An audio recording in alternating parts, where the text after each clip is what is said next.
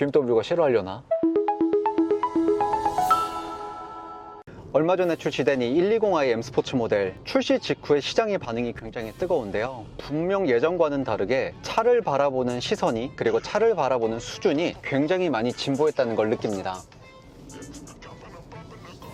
예전에는 이런 작은 차를 그냥 무시하거나, 작은 차는 별로 잘 안 나가지 않아? 작은 차를 왜 사? 그 돈이면 그랜저를 살 수 있는데? 이런 말들이 많았던 반면에 지금 이 자동차 씬에서 이 작은 차는 굉장히 재미있는 운전을 구현할 수 있는 아주 이상적인 모델로 평가받고 있습니다. 그리고 BMW에선 이 1시리즈가 디젤만 나오다가 이번에 가솔린이 나오게 되면서 생각보다 꽤 예상과는 다른 인기몰이를 하고 있는데요. 오늘 제가 이 120i M 스포츠 모델을 타고 시승을 해보면서 이 차가 정말 재미있는 차인가? 혹은 이 차가 BMW라는 브랜드가 갖춘 그런 네임밸류에 적합한 성능을 가졌는가를 제가 한번 느껴보고 여러분들께 공유드려 보려고 합니다. 일단 120i M 스포츠 모델은 M 스포츠라는 이름이 들어가 있으니 당연히 승차감이 제법 하드합니다. 그런데 이 하드함의 정도가 이 시승기를 보시는 분들께서 많이 궁금하시겠죠? 지금 얼마나 딱딱한 건지, 뭐 허리가 부서질 정도인지, 이런 부분이 많이 궁금하실 텐데요. 운전을 제법 즐기시는 남성분들이라면 이 정도는 수용할 만합니다. 반면에 이 차를 디자인만 보고 구입하신 분들이라면 승차감에 적잖이 당황하실 거예요. 기본적으로 전륜이죠. 차가 작죠. 그래서 휠베이스가 짧아요. 핸들링에는 큰 이점을 가질 수 있지만 기본적인 요철을 걸러줄 때는 제법 단단한 게 사실입니다. 그런데 지금처럼 빠른 속도가 아닌 데서 코너를 속도를 줄이지 않고 잡아 돌렸는데요. 이 정도는 충분히 이 차가 작고 승차감이 조금 하드한 부분을 보상받을 수 있을 것 같아요. 최근에 이런 재미있는 해치백 모델들이 많이 쏟아지면서 많은 분들께서 특히 국내 브랜드의 벨로스터 N과 같은 차량과 비교들을 많이 하십니다. 아무래도 가격대가 그나마 근접한 120i M 스포츠와 벨로스터 N을 비교하시는 분들이 많은데요. 일단 결론부터 지어서 말씀드리면 벨로스터 N과 이 120i M 스포츠는 비교 대상은 사실 아닙니다. 출력차가 많이 나기도 하고요. 벨로스터에는 아예 저쪽 레이싱 서킷 쪽으로 많이 가 있는 차량이고, 120i M 스포츠는 일반적인 도심 주행에 더 성향이 맞춰져 있다고 보셔도 무방합니다. 벨로스터 N 정도랑 비견되려고 하면 적어도 M135i는 가져와야 될 거예요. 그래서 그런 국내 브랜드의 차량과 비교는 잠깐 접어두고 오늘은 BMW라는 프리미엄 브랜드에서 만든 재미있는 해치백 모델이 이 BMW라는 프리미엄에 맞는 차인가를 중점적으로 보려고 합니다. 일단 지금은 방지턱도 다 지나왔고 일반 시내도로로 주행을 하려고 하는데요. 현재까지 제가 느낀 느낌은 M 스포츠 모델이기 때문에 다소 단단하긴 하지만 제법 일상생활에서 탈만하다라는 느낌을 받습니다.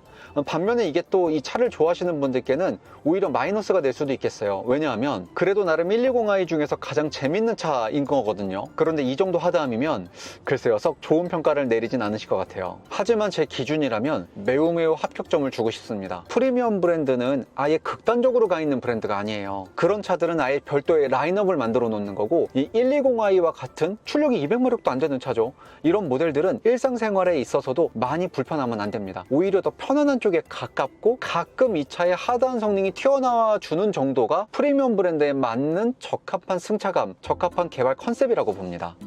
하지만 많은 대중들이 BMW에 기대하시는 바가 있죠. 그리고 그걸 BMW도 굉장히 잘 알고 있습니다. 이 작은 해치백이 일상생활을 작은 레이싱으로 만들어 드려야 돼요. 그런 부분을 얼마나 잘 구현했는지도 보는 게 오늘 시승기의 주안점입니다. 일단 도로가 조금 뚫려서 살짝 가속을 해볼게요. 엔진 소리도 한번 들어보세요. 지금은 속도가 굉장히 빠른 것도 아닙니다. 그냥 적당히 살짝 가속을 했는데 엔진 소음이 들려요. 엔진 소음이 들린다는 얘기는 이 차에 방음이 안 된다거나 그런 개념이 아니라 이 차가 재밌는 차량임을 알려주면서 적당히 스포티하고 운전자의 텐션을 살짝 올려줄 수 있는 정도의 엔진음을 갖고 있습니다. 그러니까 세팅을 그렇게 했다는 얘기죠. 이 차량의 출력이 아주 높은 것도 아닙니다. 이 차량 출력은 190마력을 조금 넘어요. 그런데 차가 가볍죠, 작죠, 그리고 휠베이스가 짧아서 기동성과 이 핸들링에 굉장히 큰 이점이 있고, 거기에 BMW 기술 중에 하나인 ARB라는 옵션이 들어가 있어서 제법 푸른의 느낌, 살짝 마치 사과 맛 주스에는 사과가 거의 안 들어가잖아요. 그런 비슷한 느낌을 전해주기도 합니다.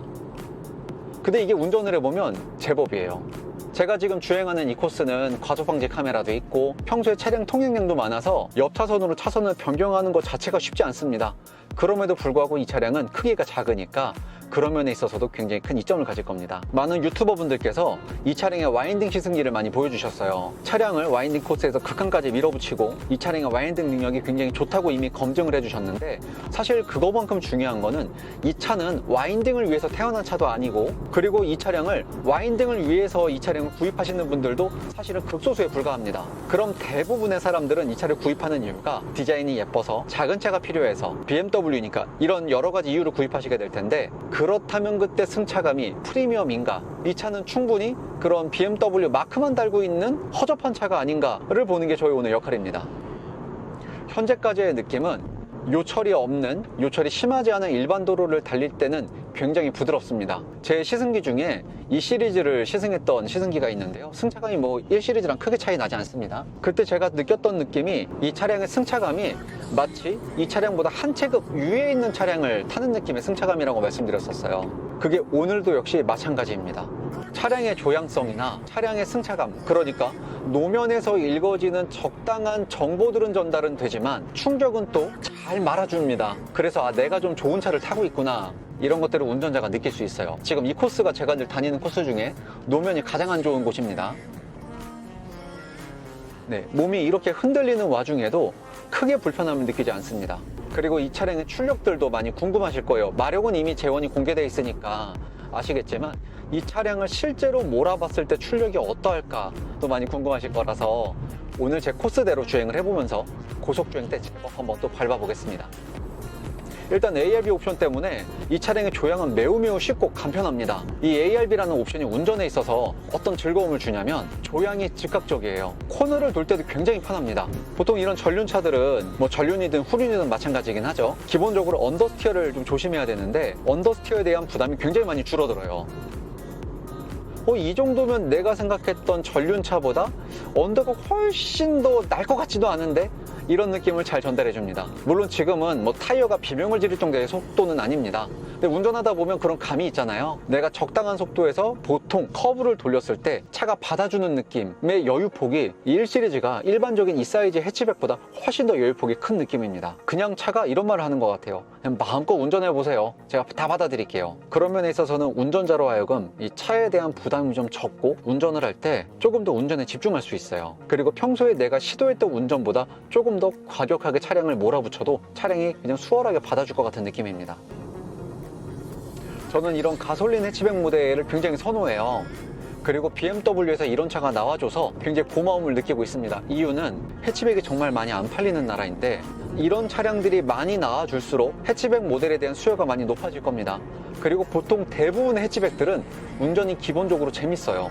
전륜이든 후륜이든 차량의 기동성이 좋은 편이기 때문에 일반 모델을 튜닝을 하든 아니면 BMW와 같은 스포티한 브랜드의 해치백을 사시던, 이런 차량들이 도로에 많을 때 기본적인 운전에 대한 스킬과 운전의 재미에 대한 대중의 관심이 같이 높아집니다. 그래서 제가 폭스바겐 골프가 국내에 더 이상 나오지 않게 됐을 때 굉장히 많이 슬퍼하고 이런 부분을 많이 우려했었어요. 왜냐면 이 해치백 시장의 견인차 역할을 했던 게 폭스바겐 골프였고, 그리고 그 골프의 판매량을 보고 현대자동차든 국내 브랜드도 이런 재미있는 해치백을 만들기 시작한 거거든요.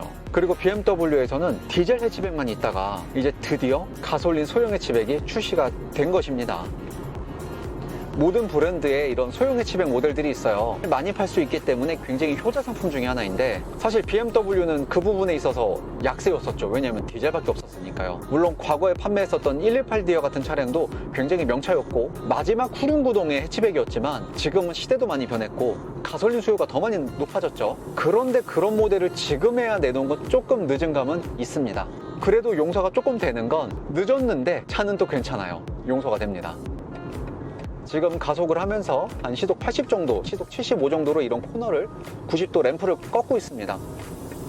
뭐 타이어가 비명을 지를 일도 없고 운전자가 정신만 차리고 적당히 조절만 해주면 이런 건 아무것도 아닙니다. 이미 많은 시승기에서 극찬을 받은 차량이긴 하지만 여러분들께서는 이 차량을 구입하실 때 반드시 이 차량을 시승을 해보시는 걸 추천드릴 거예요. 이유는 시승기를 보는 것과 운전을 해보는 건 엄청난 차이가 있습니다. 그래서 가까운 매장에 방문하셔서 시승을 꼭 해보시는 걸 추천드립니다. 자, 이제 고속주행 코스에 접어들었습니다. 스포츠 모드로 전환을 하고 한번 밟아볼게요. 그리고 엔진 소리도 한번 들어보시고요. 출력 대비 차량 무게가 가벼운 편이라 가속은 정말 시원시원합니다. 이 조그만 차가 192마력의 출력을 갖고 있으니까 나가는 느낌은 이제 속도가 쭉 올라가는 느낌입니다. 그리고 이 정도 속도에서 이 정도 커브를 돌 때도 전혀 부담이 없어요. 속도를 조금 더 내보겠습니다. 네, 지금 감속하겠습니다. 지금 제가 평소처럼 감속을 완벽하게 못했어요. 이유가 시속에서 시속 70으로 제가 감속을 해야 되는데 감속을 하는 도중에 차량이 뒤가 털리네요. 그래서 오히려 감속을 하지 않고 그냥 브레이크에서 발을 떼고 속도를 계속 유지했습니다. 너무 고속이었을까요? 이 차량을 구입하신 오너분이시거나 이 차량을 구입 예정이신 분들은 아직 이런 고속을 즐겨보시지 않았다면 반드시 사전에 안전한 곳에서 낮 시간에 몇 번 연습을 해보시고 조금씩 속도를 높여보시면서 제동을 해보신 다음에 그 다음에 차량의 성능을, 차량의 이 거동을 몸으로 완벽히 체득하신 다음에 고속주행을 즐겨주시면 좋겠습니다. 저는 물론 128D도 타봤고 그 다음에 이 시리즈도 타봤기 때문에 이 차량의 제동 느낌을 대략 알잖아요. 평소처럼 시원하게 밟지 못하고 제법 쫄았어요. 그 차량의 시승기를 촬영한 지가 꽤 오래 지났는데도 불구하고 몸이 기억하고 있는 거죠. 반면에 이 시승기에서 여러분들께 드리고 싶은 말씀은 BMW라는 브랜드가 차를 재밌게 만드는 브랜드인 건 모두 다 아시고 차를 잘 만드는 것도 잘 아실 겁니다. 그런 데서 이런 1시리즈 그리고 M 스포츠 모델이 나왔을 때 많은 분들께서 차에 대해 어마어마하게 기대를 하시는 걸 제가 잘 알아요. 그런데 이 자동차 씬에서는 시대의 흐름에 따라서 자동차를 바라보는 시각과 관점 자체가 달라지고 그리고 최근의 트렌드는 차량이 점점 더 편해지고 있습니다. 그래서 BMW 같은 브랜드가 욕을 엄청 먹죠. 차가 너무 편해지고 초심을 잃은 거 아니냐고. 근데 이제 현업에서 종사하는 사람으로서 말씀드리면 차가 편해지는 게 아니라 라인업이 세분화되고 있는 겁니다. 기본적인 성향은 굉장히 편하게 가는 게 맞지만 조금 더 하드하고 조금 더 익스트림한 성향을 원하시는 분들은 그런 분들을 위해 라인업을 또 별도로 만들고 있어요. 근데 섭섭한 건 이런 거죠. 예전에는 4천짜리 차를 샀으면 이미 M 스포츠까지 다 들어가 있고 성능이 기본적으로 스포티하게 세팅이 보장됐었는데 지금은 그런 세팅의 차를 사려고 하니 뭐 M35i든 뭐 이런 식으로 올라가서 금액이 많이 올라가 버린 거죠. 근데 그럴 수밖에 없는 건 대중의 요구는, 대중의 니즈는 점점 더 편한 차를 원하고 하드코어하고 익스트림한 차는 상대적으로 많이 안 팔립니다. 그래서 제조 원가가 높아질 수밖에 없어요. 지금은 회차에서 가는 길인데요. 상황이 허락된다면 패드 시프트를 사용하면서 엔진 RPM을 좀 제 의도대로 써보면서 주행을 해보려고 합니다. 자, 지금부터 한번 시작해 볼게요. 자, 지금이 엔진 RPM이 6000rpm이 넘었는데요. 생각보다 고막을 찢는 그런 소음은 아닙니다. 이건 20i 엔진입니다. 반면에 거동은 정말 시원시원합니다.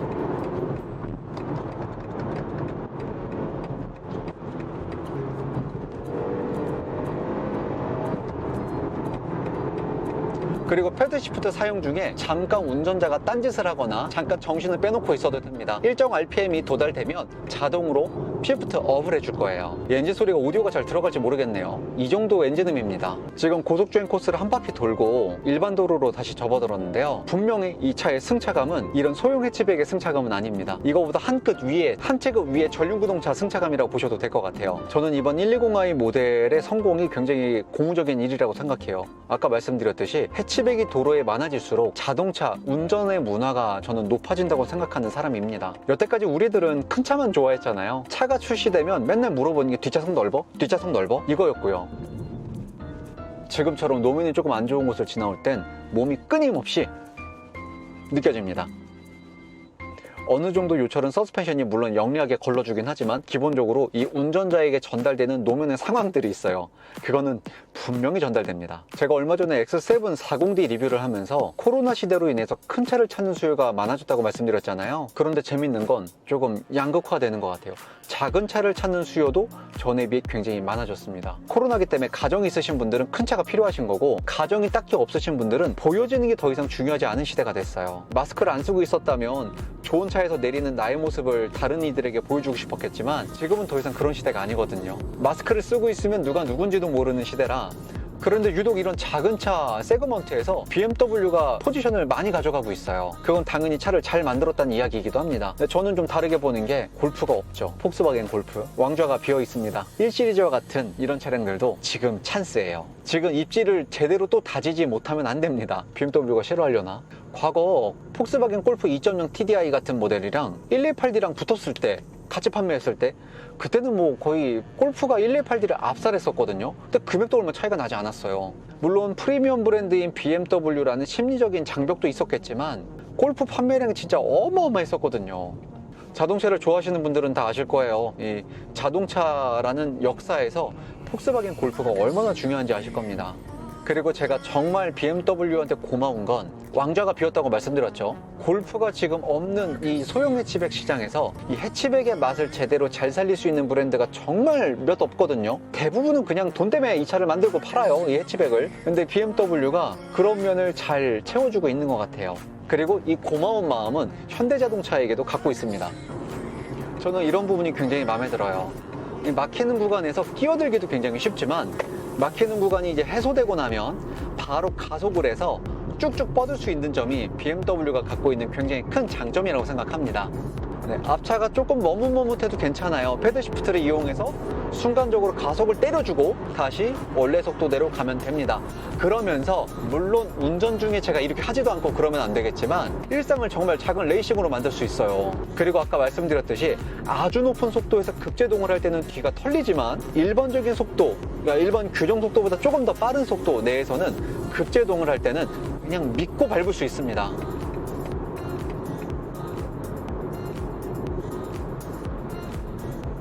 이런 것들이 이제 운전자가 하루, 이틀, 일주일, 한 달, 3개월, 6개월 운전하시면서 이 차의 성능이 몸으로 체득이 한번 되면 이제 이런 매력에 한번 빠지신 분들은, 이런 BMW의 매력에 빠지신 분들은 아마 다른 브랜드로 갈아타시기가 굉장히 어려울 거예요. 이 1시리즈라는 모델은 용도가 명확한 차량입니다. 운전을 정말 재밌게 하려는 분들, 혹은 큰 차가 필요 없는 분들, 이런 분들이 이 차를 찾으시게 돼요. 그런데 BMW라는 회사가 만드는 차기 때문에 이 차는 운전도 재밌어야 되면서 승차감도 좋아야 됩니다. 그리고 디자인 역시 이 가격에 걸맞는 디자인을 갖고 있어야 돼요. 실내 옵션도 그러합니다. 이런 각각의 상황과 세팅들이 대중에게 설득이 되어야만 이 차가 판매가 돼요. 왜냐면 이런 해치백은 다른 브랜드에도 있고 이 가격이면 다른 브랜드의 중대형 세단까지도 살 수가 있습니다. 그래서 이 차량 자체가 설득력을 갖고 있어야 되는데 오늘 제가 운전해본 결과 이 차는 분명히 그런 설득력을 갖고 있습니다. 그리고 여기서 말을 치환해보자면 설득력이란 말은 경쟁력이란 말로 치환할 수 있어요. 직원이라 이런 말씀을 드리는 게 오히려 좀 조심스럽긴 한데 국내 브랜드를 빼고 이 프리미엄 브랜드에서는 가성비로는 사실 타 브랜드를 거의 압살, 들여서 밟고 비비는 수준의 차량이라고 보셔도 무방합니다. 게다가 BMW가 잘한 게 여러 가지 있다고 늘 말씀드리잖아요. 이 차량에 대한 간단한 설명을 쭉 드렸어요. 근데 역시 귀결은 하나입니다. 얼른 시승해보세요. 아마 여러 가지 면에서, 많은 부분에서 여러분들이 유튜브로 보신 것과 좀 다를 겁니다. 그럼 이제 전시장에서 뵙겠습니다.